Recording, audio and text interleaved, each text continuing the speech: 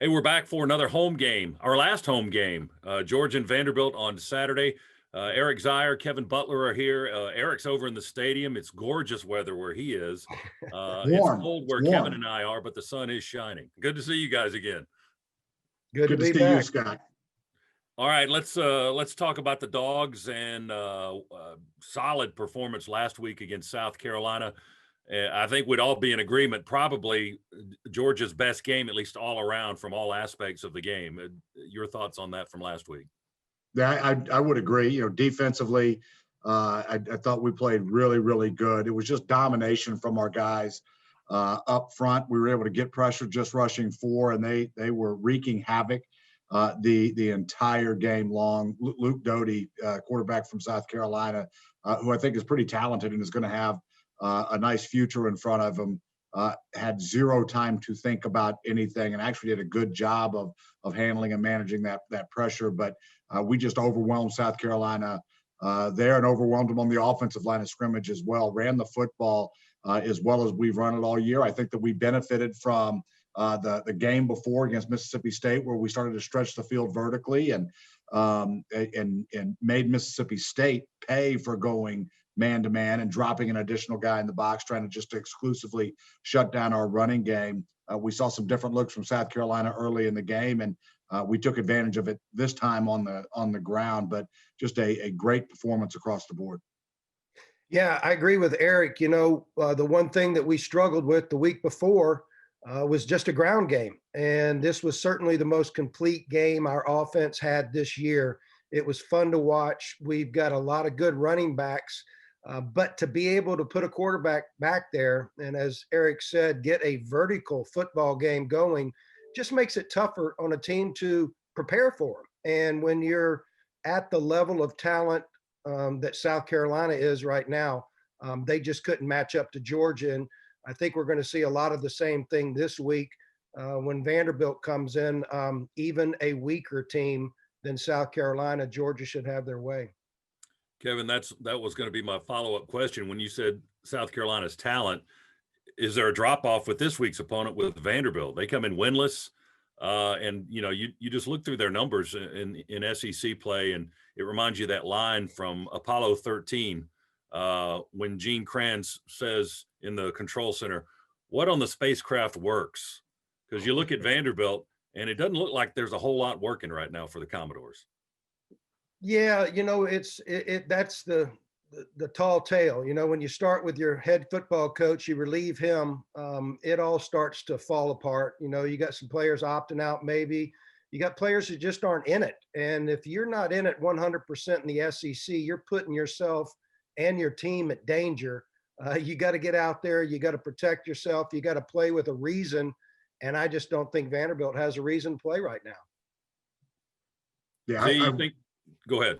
Yeah, no, I would agree with everything that Kevin said. I mean, this year, mentally, it's been such a challenge for every team. It's been a challenge for Georgia.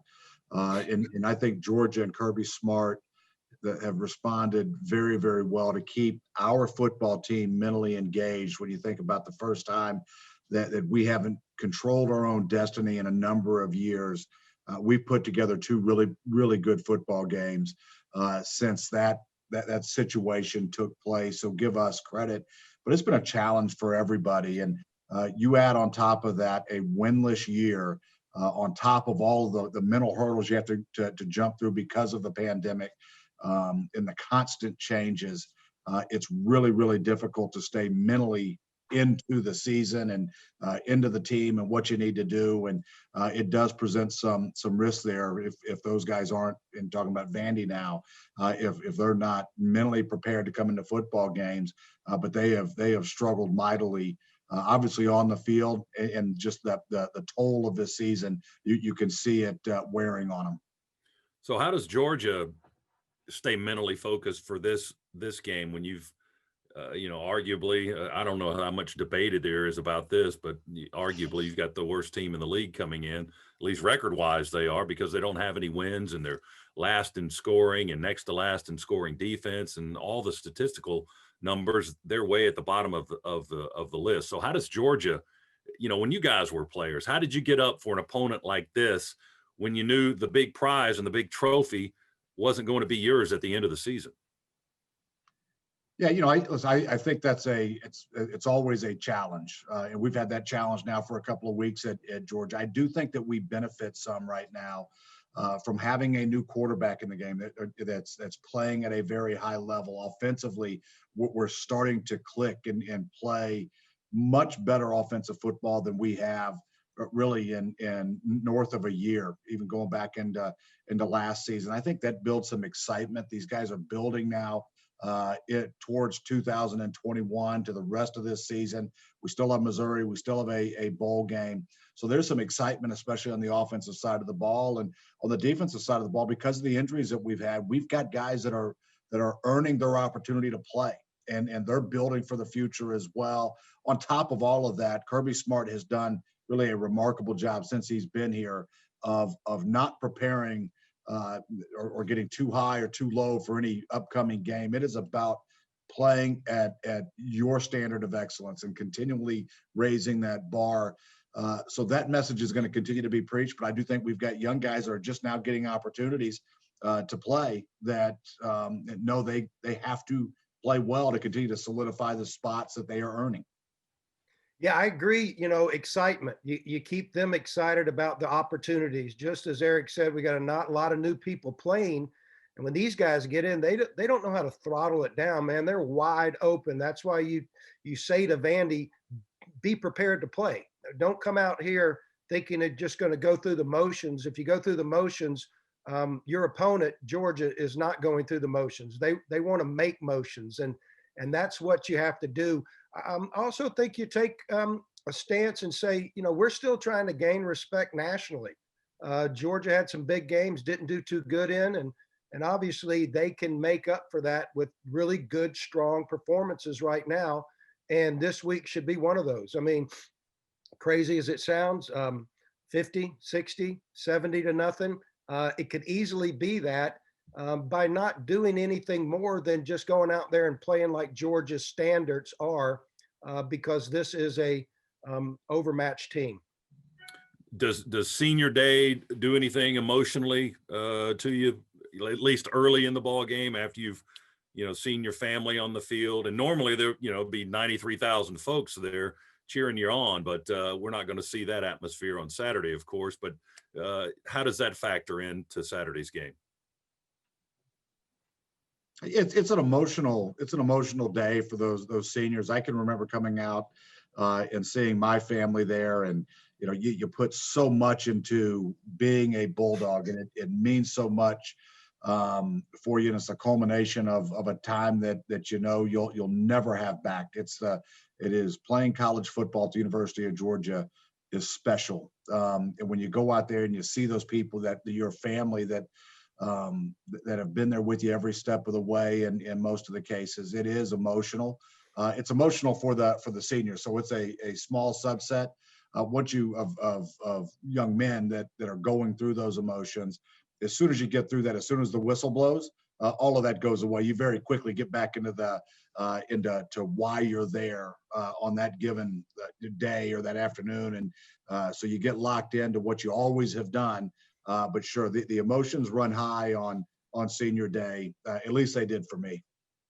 Yeah, I think it's very exciting. I think what is different this year is, you go out there and you see your family, but you also like to look around and see a full stadium and get the appreciation of all the Bulldog Nation for each one of these players. So, I just would challenge all our fans that aren't there to get on social media, tell these seniors how much you appreciate them. I know they will enjoy seeing that. That's just one of the great things that they'll miss this weekend, having a limited fans there. But, social media gives us all a chance to tell all these seniors how much we appreciate what they've sacrificed, what their families have sacrificed. And especially this year, just a huge sacrifice that we see, but we're not experiencing. Kevin, I'll give you the last question, because we always hear, it's important to play well in all three aspects of the game: offense, defense, and special teams. Okay, we all know what's going on with Vanderbilt special teams, at least from a kicking standpoint. Sarah Fuller is expected to be the kicker. is what are your thoughts on this situation for them from a football standpoint? Not all the sideshow stuff that's going on, but what does that do for Vanderbilt when they're in this kind of a situation with this kicking situation that they're in right now? Well, I think it takes a lot of the media off of what the real problems are at Vanderbilt right now, and that's the challenge. So, when you start to tout your place kicker, and that's all you got to tout, that doesn't bode well for the outcome of the game. I think it's awesome what Sarah's done. She's been about now the fourth female to play college football. Back in 2003, New Mexico had a young lady kick 2 extra points.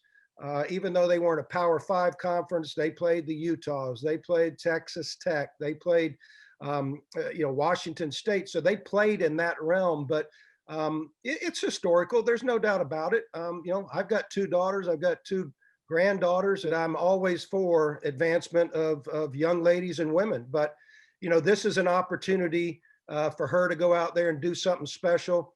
As I said, though, when you're touting a female kicker and you're coming into an SEC game, I don't think that bodes well for the outcome of the game. I think she'll probably see her maybe do a kickoff or 2, but I would not expect Vandy to score this weekend, and I would not want her to be scoring points between the hedges because it doesn't bode well for the defense.